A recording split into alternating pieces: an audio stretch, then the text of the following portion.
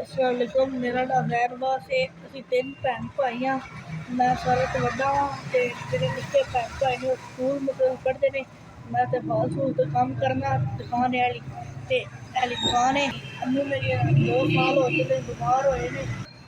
2 साल तो साडे अम्मू ने सानू छड्ड दित्ता वे ते असीं मैं हुण इत्थे 2 साल दा इत्थे कम्म कर रिहा हां।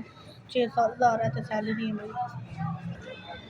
6-7 हज़ार नाल इतनी महंगाई है, साडा घर दा राशन ही नहीं पूरा होंदा है, बिजली भी ऐनी है, बिजली दा बिल भी इन्ना आ जांदा है, बिल भी नहीं पूरा होंदा है, नाले उत्तों रोज़ नाले इतनी महंगाई भी है, कोई साडा राशन ही नहीं पूरा होंदा है।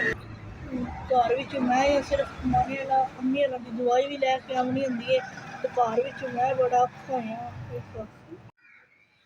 1 2 3 4 5 ਤੁਹਾਡਾ 5000 रुपया घल्लेआ आ गया, मेहरबानी तुहाडी।